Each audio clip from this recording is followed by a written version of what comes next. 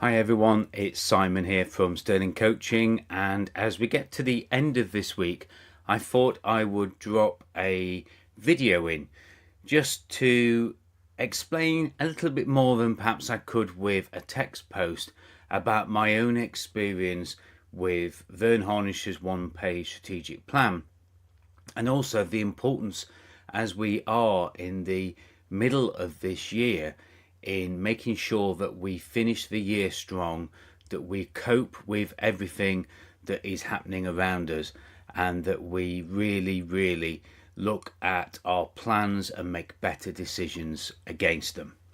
So no fancy introductions or anything like that. Let's take a look at some of the slides I put in the video on Monday, just to help me explain a little bit of my process.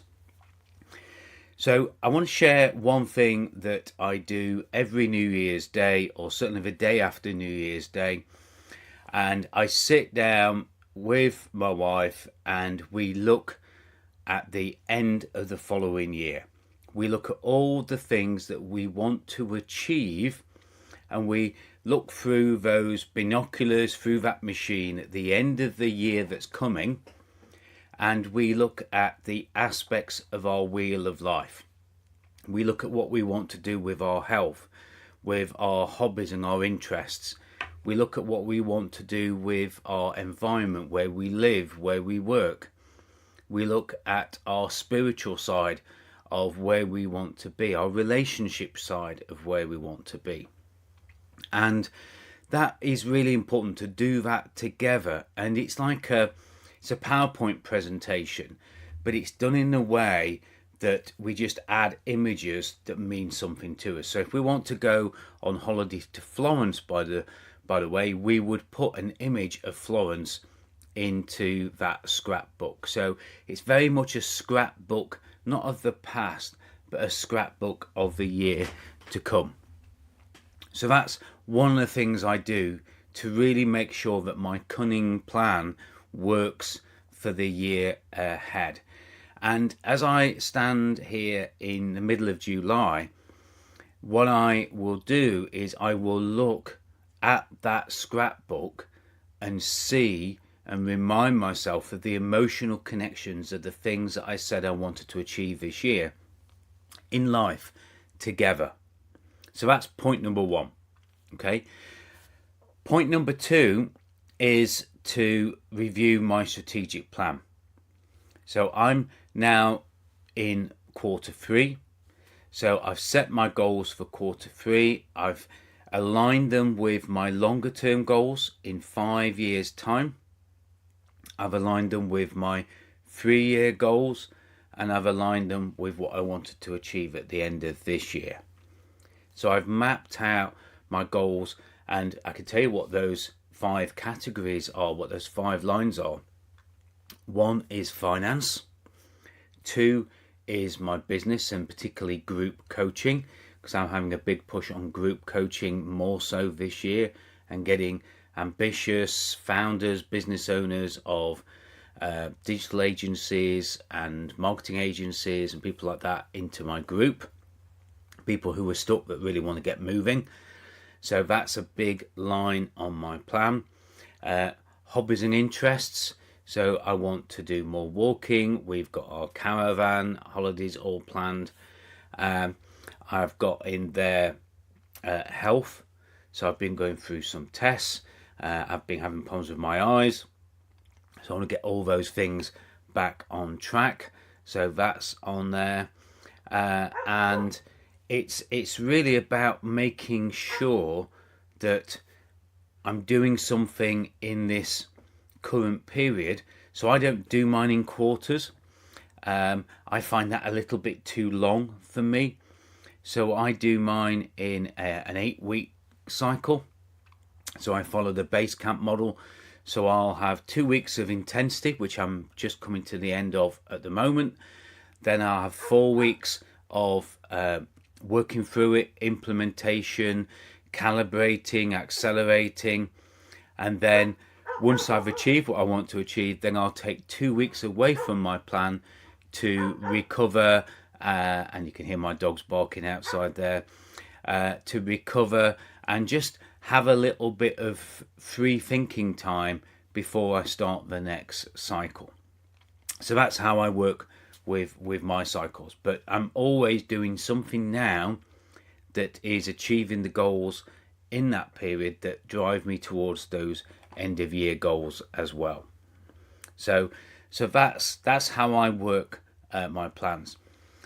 The thing I want to stress today is that every decision I make, I'm one of the world's worst at getting shiny things. So what I want to do is, if anything shiny comes up, if a new program comes up, a new product comes up, a new opportunity comes up, then I measure whether I want to do that or not and make that decision against this strategic plan.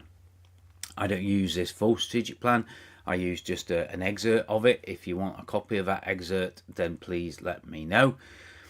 But yeah, I'm looking at that and I'm making my decisions against it. If the decision moves me towards achieving my plan, it's a yes. If it moves me away from achieving my plan, it's a no. And if I'm unsure, then I've got to dive deeper into it and have a look at it a little bit longer. Another line that's on my plan, by the way, another thing that's on there is my studies. So I'm doing a theology course at the moment, and I've got some other things that I'm studying, some other courses as well. So that's on there, that personal education side of things. And then the image that's below me is about, one, looking at the plans, making decisions. I look at my plans, it's up on my wall in front of me. I look at my plan every single week. But it's being patient. It's sticking to the plan, knowing that the plan is going to work. Of course, if I get knocked off a track, then I want to come back onto the plan. I'm not just going to go blindly believing that the plan's going to work just because I'm sat there waiting. But there are things that I know that I need to be patient about. And that's hard for many of us as business owners, entrepreneurs and founders, because we want results and we want action now. Okay, but very often we want action at the expense of the right actions. If I can escape point A, that's my priority. But if I'm heading towards point B rather than point C, but actually where I want to be is point D, then moving away from point A is actually happening, but I'm not heading to point D, which is where I want to be. So we've got to make sure our actions are taking us in the right direction. So really contemplating, being patient on those plans is really, really important. And the final thing I would say before I wrap this up is what I've just mentioned. Get your plans in front of you. As I'm sat here broadcasting this, I've got my camera in front of me, and as I look at the camera directly, my plan and a lot of other things, other frameworks, are on the wall in front of me. Not so I'm obsessed with them, but just so that they're visible. If I'm on a phone call, I can quickly get a resource off the wall in front of me, or I can quickly check in with my plan on the wall in front of me.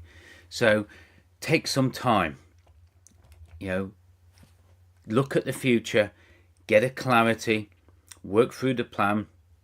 If you want a copy of my excerpt, please let me know.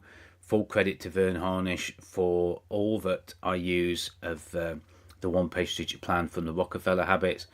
And just take some time, consider your decisions, consider your actions, and make them accordance with plan. We don't want to get diverted. We don't want to get knocked off track. We want to stay on track. We want to achieve our plans. That's what this is all about. And of course, I'll stick the right screen up here. Please share this video. Please comment on it. Please tell me in the comments below this what you've done this week in your plans. What tools have you used to make decisions against, to set actions for the weeks and the months ahead? And how will you make sure that the final months of this year are absolutely the best that they can be, and that they can help you achieve your overall goals for the entire year? Hope that's being of some use. Have a great weekend, and I will speak to you all next week on Monday's Moment video. Bye for now.